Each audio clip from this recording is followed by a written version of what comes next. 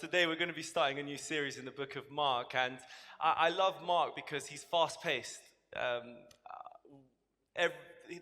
word that he most commonly uses is the word immediately.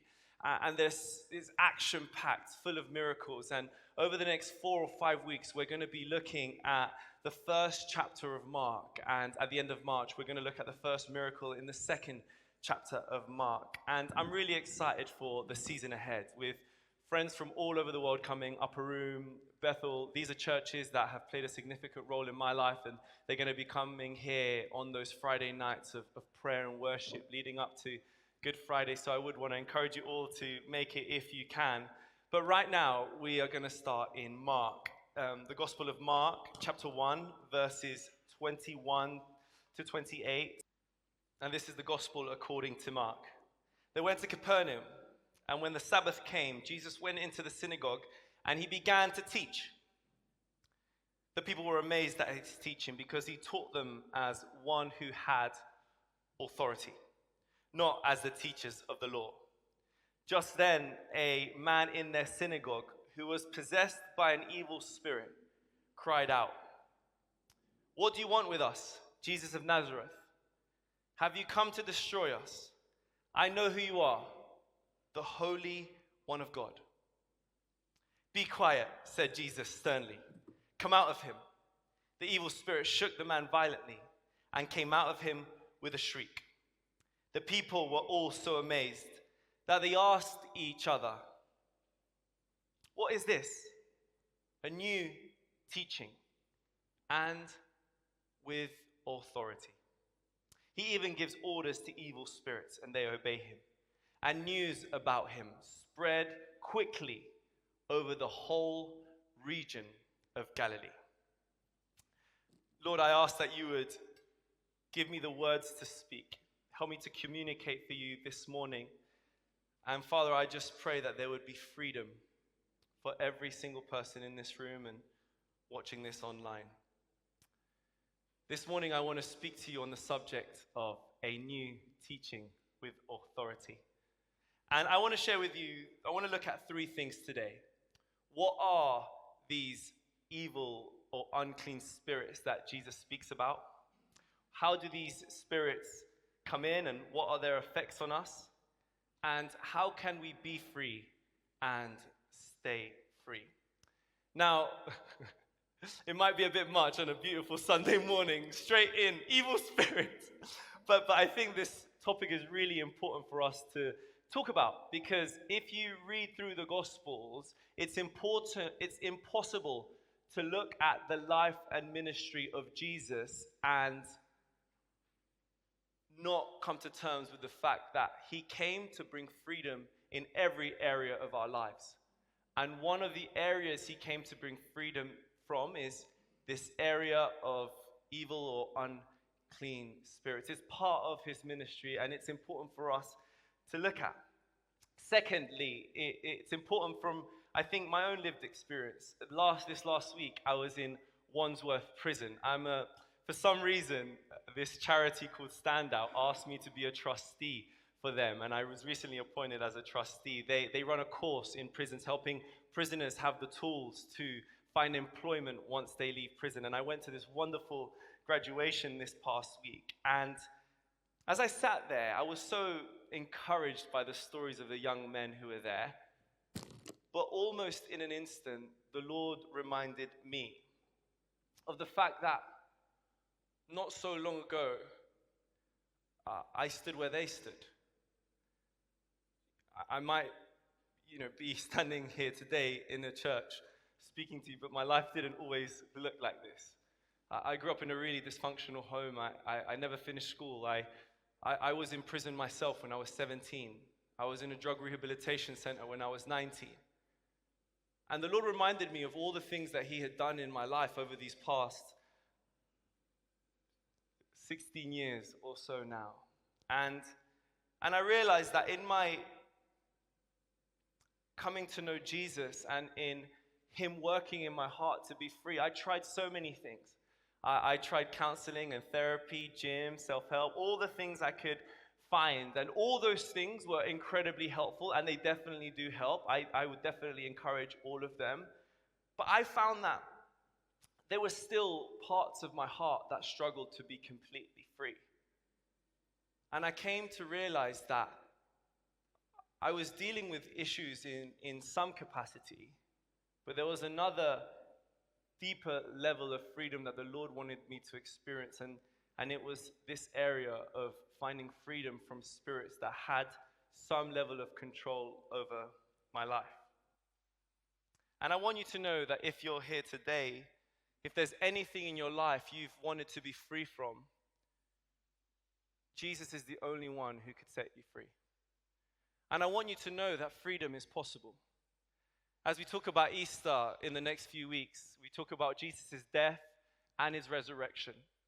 And with Jesus' death and resurrection, death was defeated, death was overcome, and so was this authority over anything that tried to rule our hearts. I want you to know that freedom is possible. No matter what your life has looked like up until this moment, you can find freedom in Jesus. So shall we begin? Let's look at what are these unclean spirits. Well, earlier in the book of Mark, we saw Jesus get baptized, like we will have baptisms on Easter Sunday.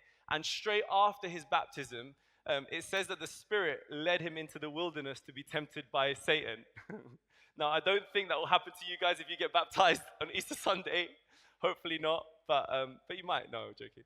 So Jesus was taken straight into the wilderness to get to be tempted by the devil. So Jesus himself was engaging with the enemy, and I want you to know that that the enemy is real, whether we want to believe in the devil or not. And what I've come to realize is actually it's in the West that we tend to not like to talk about the devil and these spirits. And there's two polar opposites that we can go on. One is we make everything about the devil. The other side is we completely pretend he doesn't exist. Now, I think it's important for us to have an understanding that the devil does exist, and he has these spirits that are at work with him. But the other part to understand is that we have the authority of Jesus, and that enemy is overcome. Because I didn't grow up really thinking about these things all the time until one time I went to Nigeria. I went to Nigeria in oh, wait, what happened?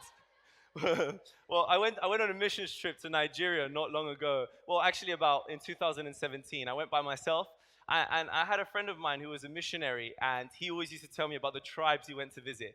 So I always said I wanted to go, but never got around to it. And yeah, here's a picture of me. I'll explain it in a second. And I went to go visit these tribes in northeast Nigeria, and I just thought, yeah, I'll go. I went with one missionary. I basically stayed in these rural tribes for like 2 weeks at a time. And I just said to the missionary, well, show me around. He said, okay, well, let me take you to the king of the tribe. I said, well, that's cool. So I went to visit this king, and the king, as you can see, he sat down on the chair. And then he had his two friends who were sat down on the floor with him. And I said, oh, these are a lovely group of people here. Let's take a selfie. So I asked someone to take a picture of us, and there I was. And as I left, I realized, oh, there was a black cat.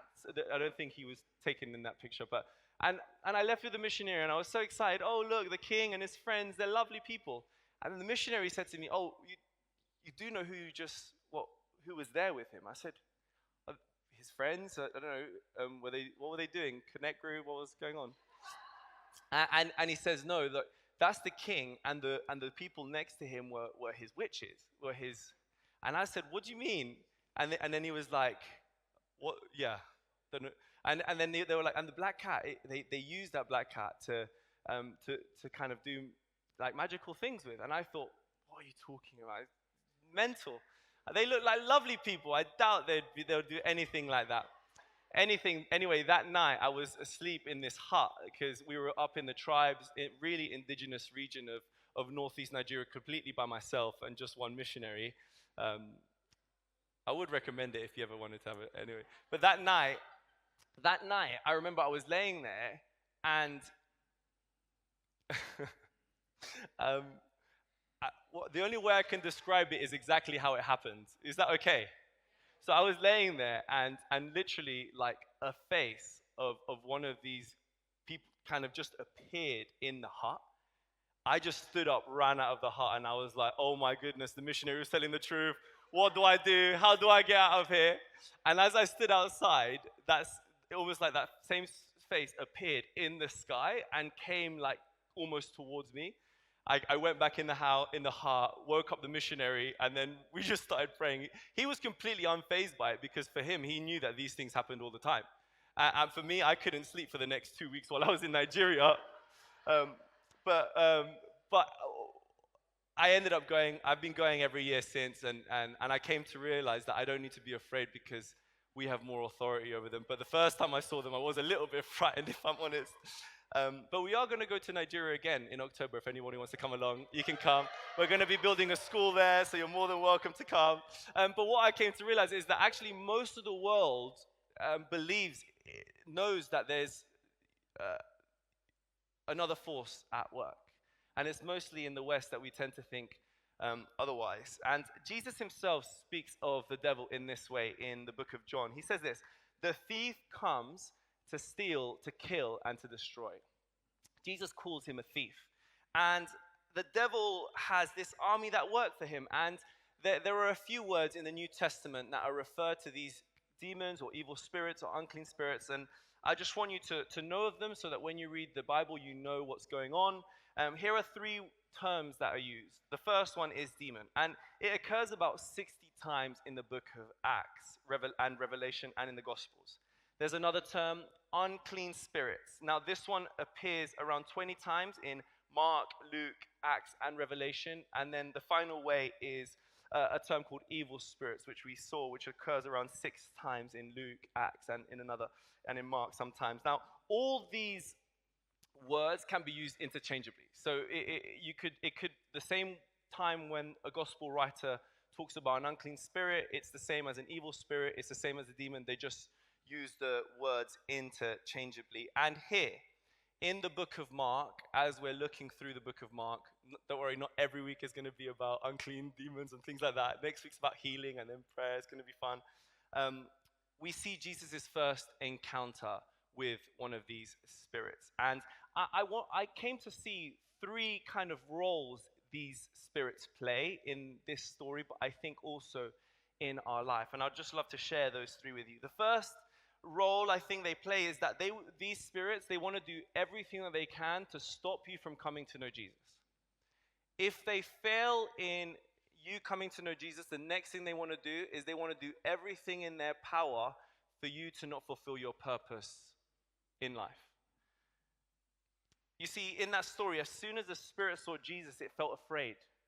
It thought that Jesus would destroy him. And an unclean spirit will do everything it can to make you not get close to Jesus and to fulfill your purpose in life. The next thing I saw that these spirits do is that they can deceive you and those around you to make you believe that everything's okay.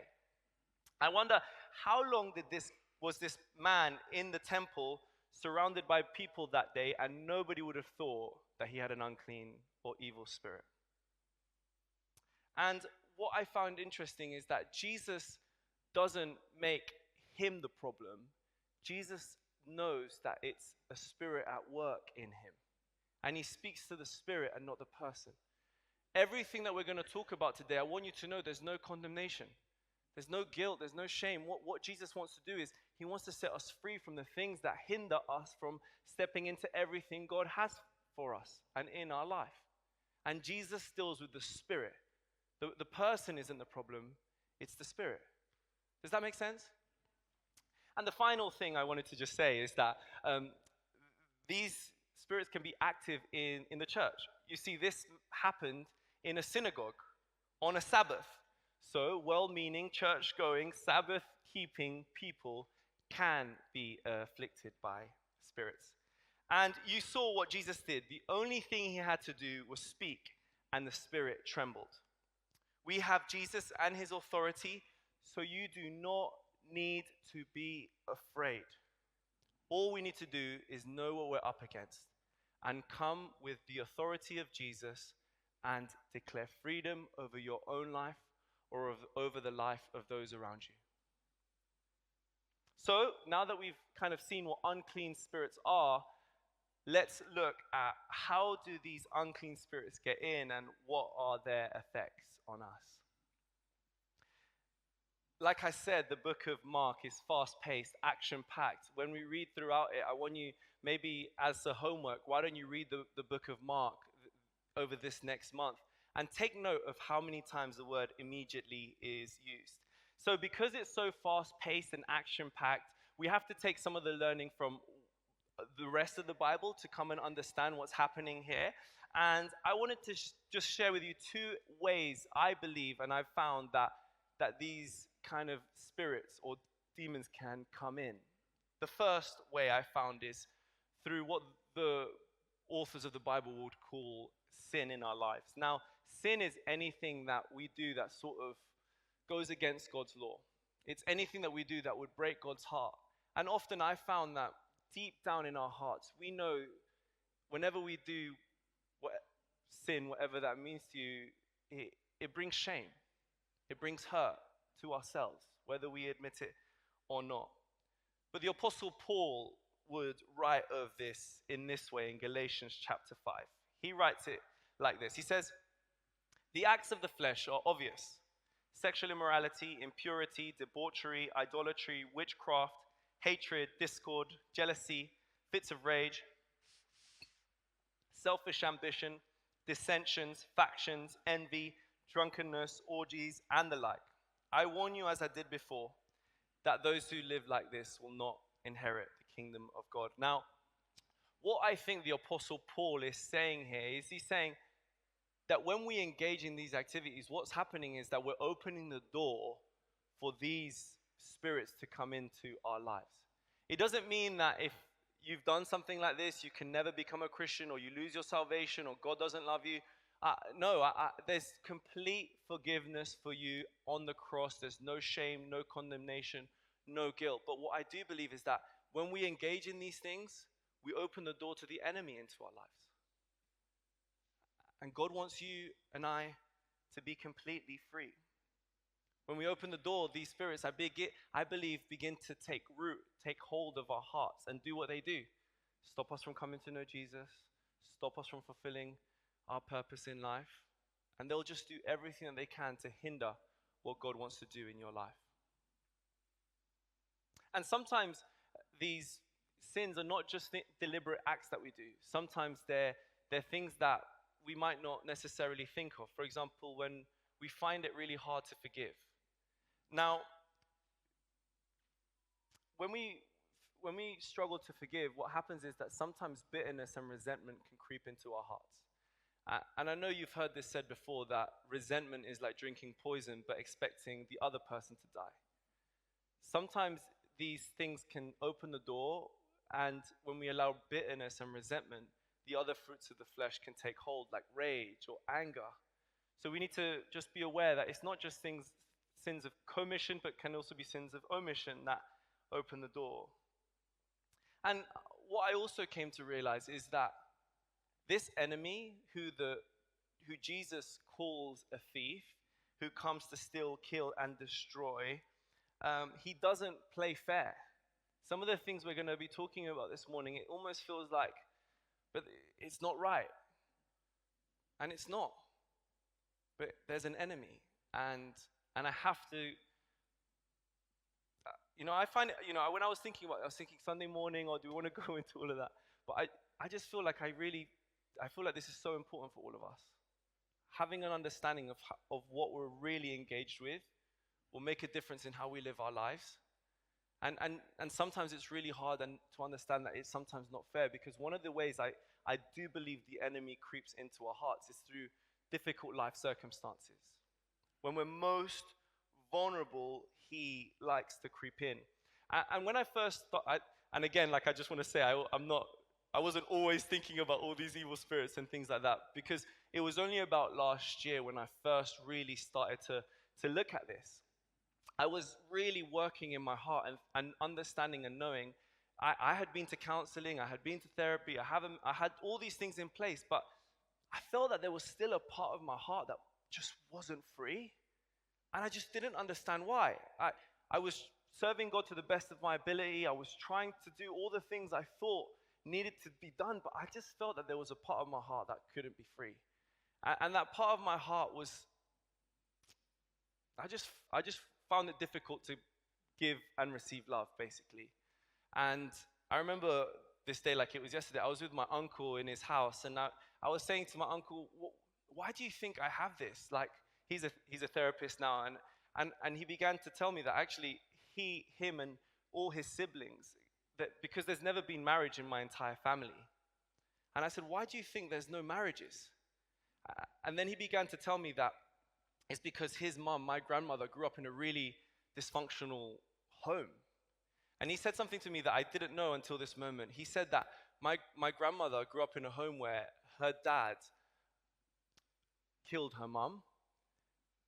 And the moment he said that to me, it was like the only way I can describe it is I felt God tell me, that's the spirit that's been destroying your life.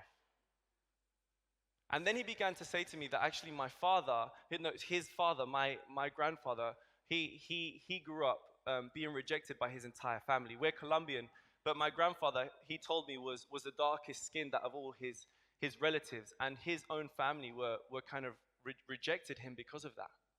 So my grandfather grew up with a deep wound of rejection from his family. My grandmother grew up in a home where her dad killed her mom. And that concoction of sort of rejection and destruction wreaked havoc over their children, and as a result, I guess, over me too. And I began to think that, wow, for so long I was working through so much of the things in my heart and in my life, and I was completely oblivious to the fact that there was a war taking place even before I was born to destroy my life.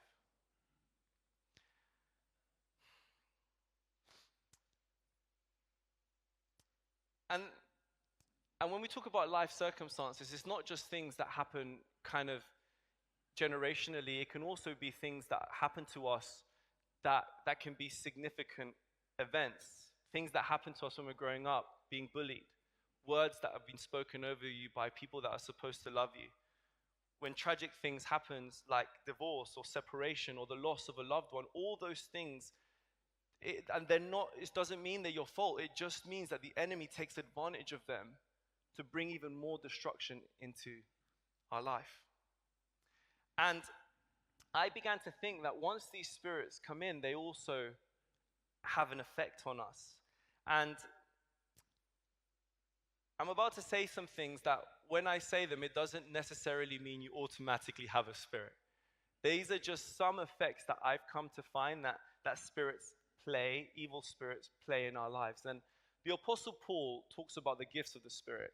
And there's one gift called the discernment of spirits. And this doesn't mean judgment of other people to guess what evil spirit they have. Oh yeah, I'm using the gift of discernment. You have this, no. All these gifts are gifts to be able to love and help others. And you can just, as I speak, just ask, maybe even now, just say, God, would you give me this gift of discernment to know if there's anything at work in my life? Just ask him and he'll give you that gift. Some of the things that I found that these spirits do when they take hold of a heart or of a life, or when they take root, is they cause emotional challenges. And these can be sort of persistent or reoccurring feelings of resentment, hatred, anger, fear, jealousy, worry, depression, inferiority, or insecurity. I grew up with rejection my entire life. I remember I would go into any room and I just automatically felt that nobody in that room liked me. I grew up surrounded by people my entire life. In school, wherever I went, I was surrounded by people, but yet I always felt alone. I felt that none of those people would really like me or cared about me. And as I said, I did therapy and counseling for so many years, and those things did help. But at the core, I realized that I think it was a spirit at work in my life. These spirits can also kind of cause, the only way I could describe it, maybe you can think of a better way, is speech problems. And I describe this almost as an uncontrolled use of the tongue. Lying, swearing, criticism, gossip, mocking, or even words that we speak over ourselves. The author of the book of Proverbs says this: death and life are in the power of the tongue. And I grew up, I, I really don't know how this happened, but I grew up and I found it impossible to tell the truth. I would just lie for absolutely no reason. People will ask me, what's your name? And I just would make something up for no reason. I think in my teenage years, I just completely made a completely new alias. I had a few of them. And I have no idea why. I think I was embarrassed to say my name was Fernando, so I just made up different names and all sorts of things. But you know, the devil also has another title. He's called the father of lies. And whenever we engage in lying, we're engaging with the father of lies. The devil's also called the accuser of the brethren. And when we gossip or put other people down, it's accusation. You're bringing accusation against other people, and you're partnering with the accuser of the brethren. So whenever you engage in gossip or anything, and again, all these things, there's no condemnation. It's not about bringing shame. It's just so that we're aware of what's actually happening. And I also used to say horrible things about myself. I used to say, nobody loves me, I'm stupid, I'm not good at anything. And the more and more I said that, the more and more that began to become a reality in my life. That death, that spirit began to take root, because that's what I spoke over myself. Are there words that you speak over yourself that are bringing death into your own life? Or it could be kind of engaging in the occult, involvement with Ouija boards, witchcraft, and false Christian teaching. When I grew up, I remember going, as a small boy, my family sometimes took me to tarot card readings and things like that, and I remember going into rooms like that where there was darkness. Anything along those lines is just obviously going to open the door to things that aren't good. Or there can be sexual problems, unclean thoughts, acts regarding to sex, porn addiction, lust, perversions, adultery, prostitution, and desires that are contrary to nature. When I was growing up, I grew up with a really warped view of sex. I remember times when I was growing up that people that are really close to me, when I was really small, 10 years old or something like that, wanted to take me to see prostitutes, and they never actually went, but I grew up with almost in an environment where things like that were just so common. I remember as I got a bit older, there was a sexual abuse that happened to me, and I always made it out to be nothing. And as I grew up in my teenage years, I was just so immoral. And the only way I can describe that season of my life is that I wanted to be loved, but I found that what I was doing was feeding into that wound of rejection until there was nothing left of me. Because God created sex for our good. And He created it to be within the covenant of marriage between a man and a woman. Any sex outside of that, it's not how God created it.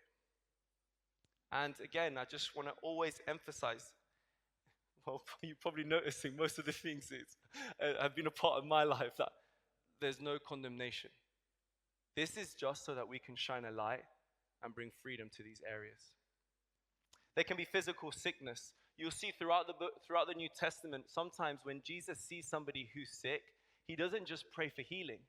He commands the spirit to go. So if you're crippled with sickness all the time, that is the same thing time and time again, sometimes that could be a spirit. Not all the time, but sometimes. And finally, I want to mention addiction to alcohol, drugs, food, gambling, or anything that you're addicted to that you can't say no to. I grew up, I was born to, both my parents at the time were addicted to drugs. By the grace of God, my mom became a Christian, her life has been transformed, and I wouldn't be here today without her and her influence in my life. But throughout my teenage years, I was addicted to drugs. When so many of my peers were finishing, were even doing A levels and then going off to university, I was going to prison and going to a rehab center. I literally remember thinking that it was impossible. I couldn't conceive the day. I literally thought I couldn't, in my wildest dreams, believe it would be possible to live a day without smoking weed, without taking ketamine or methadone. I, I couldn't, I, I just couldn't imagine it. It had such a hold on my life. And if there's something in your life you feel like you can't stop even if you try, there might be a spirit that's holding you into addiction. And now I know that past section was probably a little bit heavy. But the reason I just want to say I say that is because these spirits, they love it when they are hidden. They absolutely love it when we think it's, I'm not sleeping well, or we give it all other reasons as to what the problem is, and they love it when we just ignore them. But what happens when we speak about these things and we shine a light in the darkness, they have nowhere to hide. The only place they can go is somewhere else, but not in my heart. And I want to say to you today that I stand here today free. Completely free. From all these things I've spoken to you about today, I'm free. Completely. I never thought I'd be able to say those words. But I'm free today because of what Jesus has done for me. And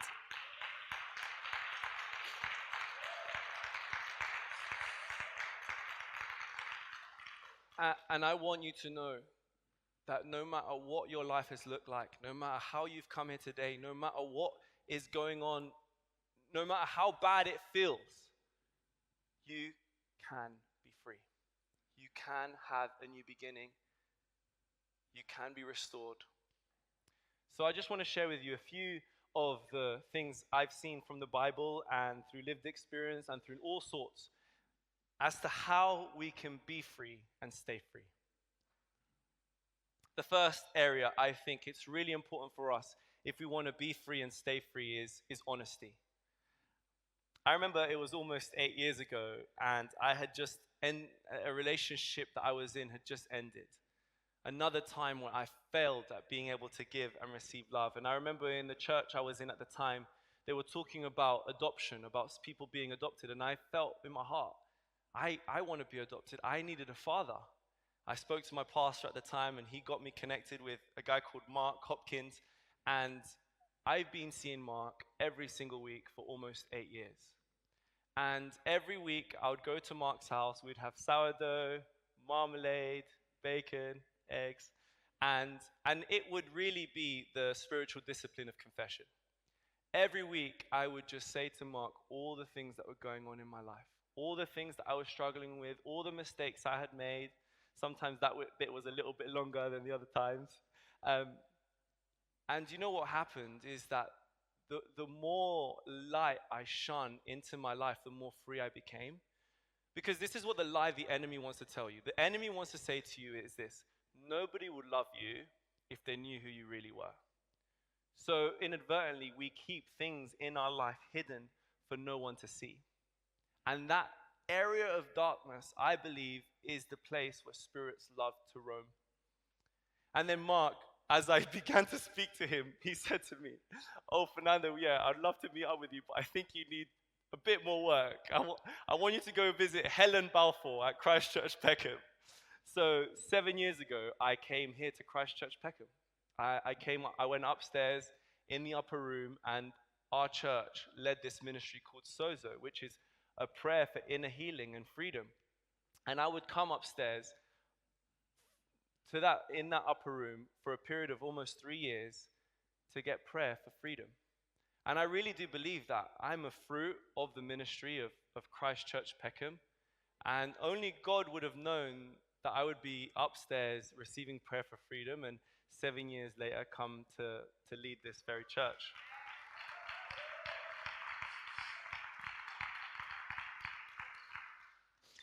But one of the things I found through through seeing Mark and through Sozo ministry was this, that honesty was absolutely crucial. That we need to be able to be just let the light shine in our hearts. And I want to just encourage you all, find at least one person that knows everything about you. Find one person that you can say anything to that's not going to judge you, that's not going to make a face, that's just going to just love you.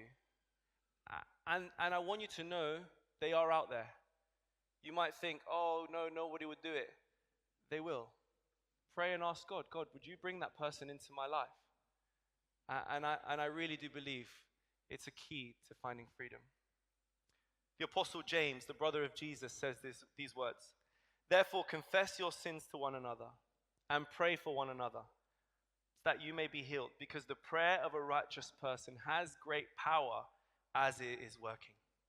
So the first way I think we can be free and stay free is through honesty. The second way is through humility. I want you to know that the main obstacle in all of us being able to receive freedom and staying free is pride. Pride will get in the way of you asking for help. And I want you to know, don't let anything get in the way of you getting help. As I've said, I came to Christ Church almost 8 years ago, and 2 weeks before coming to, and we say this, I don't know how it sounds, but doesn't matter anyway. We have to talk about honesty. So I was coming to Christ Church, and I realized that there were still parts of my heart that weren't free.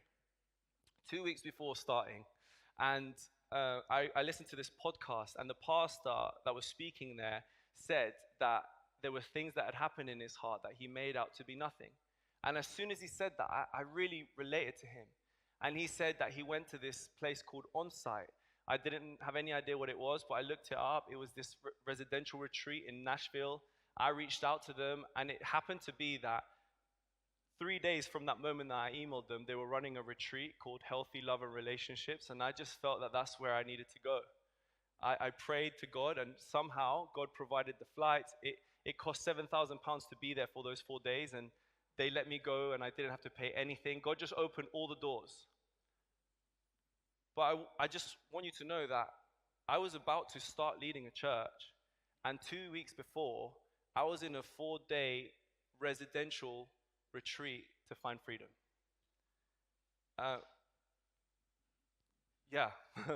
And I came back from onsite, and it helped tremendously. I went to this place when I was like 3 that I had to heal this wound of rejection, and it was so powerful what happened. But even as I came back, I realized that there was still something in my heart that wasn't completely free. So I reached out to Mark, and I said, Mark, this is what always happens. Whenever I don't know what to do, Mark, what do I do? And Mark said, well, Fernando, I think we need to go and speak to Emmy. And Emmy Wilson and I, we worked together in a church for 8 years at HTB. And I said, Mark, is there not anyone else? I know Emmy, she knows me. I don't really want to go to get prayer for freedom from spirits from Emmy. And he said, that's why I say this point. He said, Fernando, don't let pride get in the way. And we went to go and see Emmy. Mark and Emmy were praying for me. And as we prayed, we got to the root of what I think it was. And we spoke to this spirit that was in my life that I had no idea what it was really called. I had tried everything else. And Emmy said that sometimes when there's murder in the family, there can be the spirit of jealousy. She said, do you think it's jealousy? And I said, no. But then I think this gift of discernment of spirits came into work. And I'd never thought this before. That's why I think that. I said, I think it's not jealousy, but it could be covetousness. And that's like always wanting something other than what you have. And for some reason, that just made sense, that it was why I could never receive love or give love. And so we spoke to that. And I tell you, I've never been more free in my entire life. But there were so many things that could have gotten in the way. Oh, that's embarrassing, isn't it? I'm supposed to be a church leader, and I'm going to go and get prayer to get freedom from these things. Don't let pride get in the way. Humility. Do everything that you can to get prayer. And by the way, Emmy's going to be coming to lead this course on how to pray for others.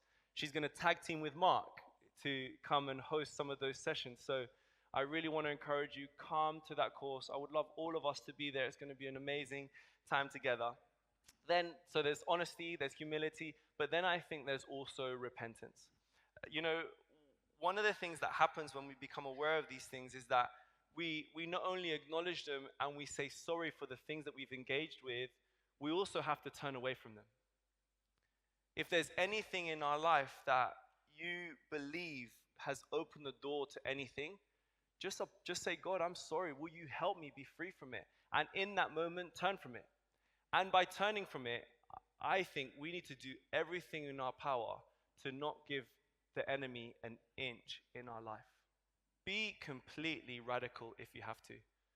When I first started and I was coming out of this world of drugs and rehab, it literally meant I deleted and changed my number about 5 times in 2 months because I would find a way of finding other people and I would relapse. So I just changed my number. The other thing that I did, my mum is a great woman of faith. We lived in northwest London, and I was relapsing all the time after coming out of rehab, and she was so worried. And I felt like I got a word, and my mom took a step of faith and sold her house so that we could move to South, so that I wouldn't go back to those places. We ended up living in someone's shed for about 2 months, but I think God blessed all those decisions that at the time didn't make sense, but those steps of repentance definitely brought freedom. And as I've kind of grown in the Lord, I haven't had to change my number every week, luckily, or do things like that. But you know, if I'm honest, like even now, like in January, I just felt I had to make a decision to kind of block Instagram off my phone. Now, is Instagram a sin? Of course not. But I felt that for me, it wasn't helpful. I felt that it was like after a while, after you've gone through enough funny reels, it sometimes goes a bit dark. And I just felt that I just didn't want to look at that. And I realized that I just wasn't strong enough. So I said to Lewis, you're going to have to put your email onto that so I can just not go on it. And that was only this year. And I just wanted to say to all of us, like, don't give the enemy an inch, because guess what? We're not strong enough. And you know what's good? Well, you know what the good news is? You don't need to be strong enough, because he's strong enough for you. But just close the door. And this is something that I want to say, that there is nothing that the enemy loves more than a person walking in holiness. There's nothing that there's nothing that the enemy hates more, than someone walking in holiness and someone walking in integrity. Do you know why? Because there's no way for him to get in. He's completely furious because he doesn't know how to get you. So aim to live that way. And when you turn away from things, turn away from them, but turn towards something. Let your mind, your eyes, your heart be fixed on who he is. Fix your mind, your attention on reading the Bible, on going to prayer meetings, on going to connect groups, on surrounding yourself with people who are going to help you get closer to Jesus. That's why we talk about connect groups and going to a prayer meeting all the time. It's not because those activities are just great places of community. It's because we need to be close to the fire. We need to be close to him as often as we can so that we become more like him.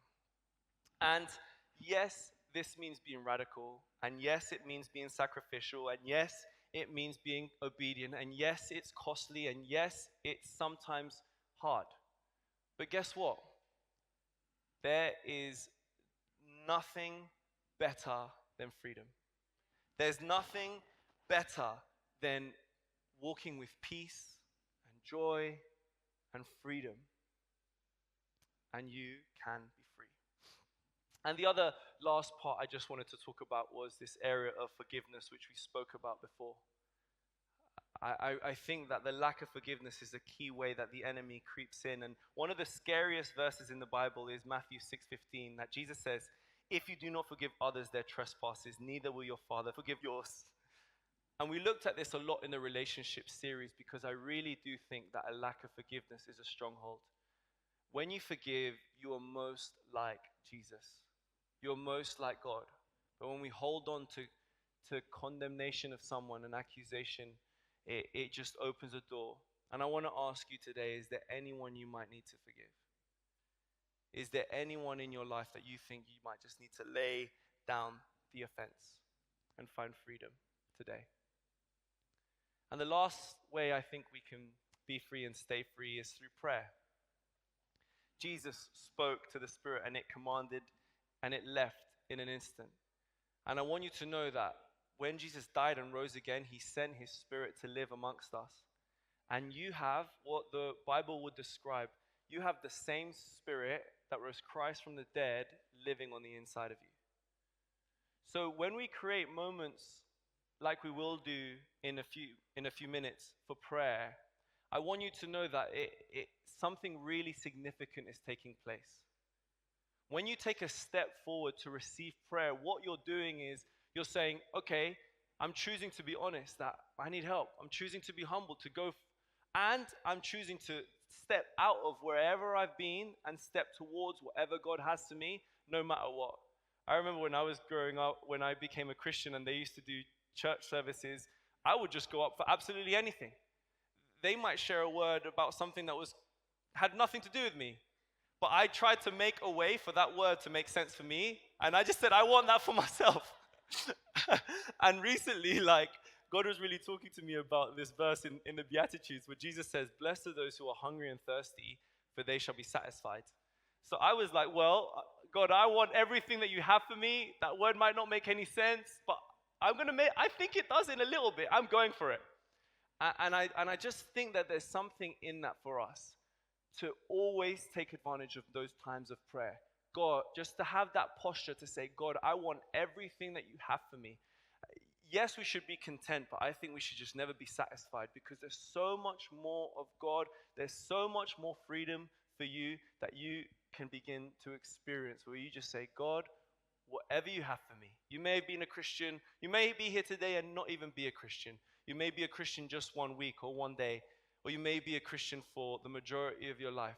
But there's more freedom for you than you could ever experience. There's always more of him, and we receive that through prayer. So should we pray right now? I want to encourage you, if you're able to, please stand.